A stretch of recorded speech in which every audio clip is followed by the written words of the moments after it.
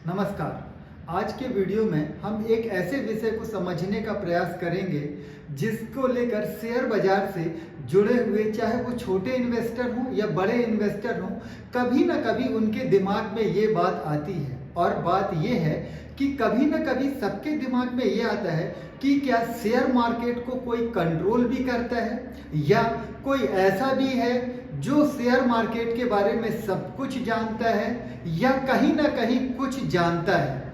अगर हम सब आपस में ये डिस्कस करें और अच्छे से एनालिसिस करें तो ये तो हम नहीं कह सकते कि कोई ऐसा है जो शेयर मार्केट के बारे में सब कुछ जानता है या शेयर मार्केट टोटली फेयर नहीं है, लेकिन हम ये जरूर फाइंड आउट कर पाएंगे कि किसी न किसी केस में शायद कोई ना कोई ऐसा है जिसको कुछ ना कुछ ऐसी हिंट किसी एक स्पेशल सिचुएशन पे मिलती है जिसके बेस पे ये अंदाजा लगाया जा सकता है कि थोड़ी बहुत कंट्रोलिंग या हिंट शेयर मार्केट में किसी के पास होती है। नहीं तो शेयर बाजार में हम खुद देखें कि जर्नल जो फैक्टर बताए जाते हैं, जैसे ये कह दिया जाता है कि P ratio, R E ratio, NPA, CASA, deposit, loan और भी बहुत सारे फैक्टर जैसे जियोपॉलिटिकल टेंशन, ग्लोबल एनवायरनमेंट और भी बहुत सारे फैक्टर हैं जो ये सारे फैक्टर मिलके स्टॉक मार्केट को आगे बढ़ाने या घटाने का काम करेंगे। जब बहुत सारे कंपनियों के रिजल्ट आते हैं देन हम ये देखते हैं कि कई बार वो सारे रिजल्ट कंपनी के फेवर में होते हैं जो हमको बताए जाते हैं कि इन फैक्टर के बेस पर ही शेयर बढ़ेगा या घटेगा। लेकिन फेवर में होने के बाद भी फिर क्या होता है कि शेयर धड़ाधड़ नीचे गिरने लगता है। इसका मतलब वो फैक्टर हमेशा काम नहीं करते हैं। या फिर सारे फैक्टर अनफेवर में होने के बाद भी आप देखोगे कि शेयर या स्टॉक या इंडेक्स एकदम तेजी से ऊपर जा रहा है। तो जब हमको यही सिखाया जाता है कि ये कुछ फैक्टर हैं, ये कुछ इवेंट हैं, इन्हीं के बेस पर स्टॉक या इंडेक्स आगे बढ़ेगा या घटेगा, फिर ये फेवर पे होने पे भी स्टॉक को बहुत बुरी तरीके से क्यों तोड़ देते हैं और अनफेवर पे होने पे भी स्टॉक को बहुत बुरी तरीके से कैसे बढ़ा देते हैं।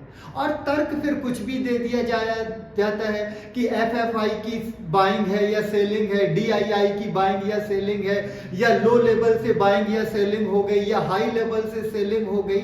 ये सारे लॉजिक फिर हमको उस समय डाइजेस्ट करने में थोड़ी सा प्रॉब्लम जाती है। इसको हम एक ऐसे एग्जाम्पल से समझते हैं जिससे शायद हमको कहीं ना कहीं ये अंदाजा लग सकता है कि किसी न किसी को कहीं ना कहीं से इस मार्केट में कंट्रोलिंग का हिंट होता है। इसके लिए हम वोडाफोन आइडिया के एग्जाम्पल को समझते हैं।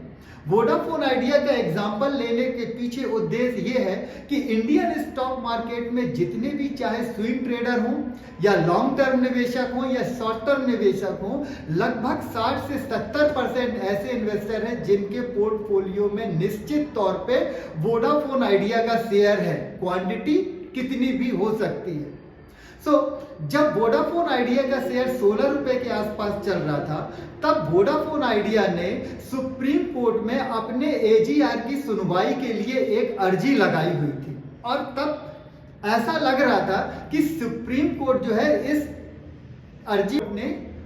अर्जी पे सुनवाई करेगी। लेकिन उसी समय एक ब्रोकरेज हाउसेस आता है और वो ये कहता है कि वोडाफोन आइडिया का शेयर 16 रुपए से गिर के 2.5 रुपए तक आ जाएगा।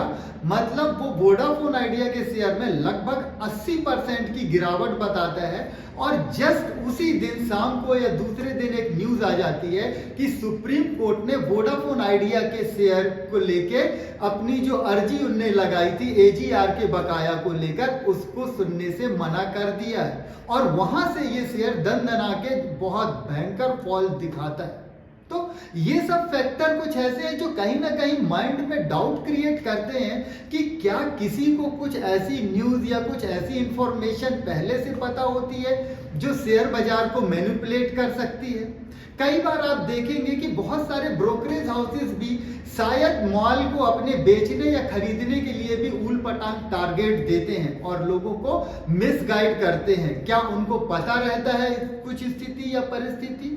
ऐसे बहुत सारे एग्जाम्पल हैं जिसको अगर हम अच्छे से एनालिसिस करें तो हमको ये रियलाइज होगा कि निश्चित तौर पर इस मार्केट में किसी ना किसी को कुछ तो हिंट रहता है, तभी वो इस टाइप की पब्लिसिटी करता है, कुछ ऊल पटांग स्टेटमेंट देता है या कुछ टारगेट देता है। और आप देखेंगे कि जब इस टाइप के कोई ऑर्गेनाइजेशन कुछ टारगेट या स्टेटमेंट देता है, उसका इम्पैक्ट स्टॉक मार्केट पे बहुत ज्यादा पड़ता है। आप ये भी देखेंगे कि कई बार बहुत सारे ब्रोकरेज हाउसेस आकर बहुत सारे कंपनी या बैंक के क्वार्टरली रिजल्ट को भी एनालिसिस करके बताने लगते हैं, जबकि उस कंपनी को खुद ही नहीं पता होता कि अगले 3 महीने के बाद वो किस तरीके के रिजल्ट प्रोड्यूस करेगा। लेकिन फिर भी लोग बाजार में अपने अनुमान बताने लगते हैं कि हमारा अनुमान है कि इस बैंक को या इस कंपनी को इस क्वार्टर में इतना % प्रॉफिट हो सकता है, इतना % लॉस हो सकता है, जब कंपनी को खुद नहीं पता कि अगले 3 महीने के बाद उसकी परफॉर्मेंस कैसे रहेगी। तब ये सारे ब्रोकरेज हाउसेस या कुछ लोग आके ये कहां से एनालिसिस करते हैं, इनको कहां से ऐसी जानकारी मिलती है, और फिर ये बता देना कि हमारा अनुमान 3000 करोड़ के फायदे का था, कंपनी ने 28,000 करोड़ का फायदा किया। तो ये इनको कैसे अंदाजा लगता है, या ये कौन होते हैं ये निर्धारित करने वाले या बताने वाले कि इतना होना चाहिए। कंपनी अपने अकॉर्डिंग जो भी उनका फैक्ट होगा वो अपने क्वार्टरली रिजल्ट पे खुद ही बताएगी, जो पब्लिक डोमेन पे उनके क्वार्टरली रिजल्ट पे आएगा।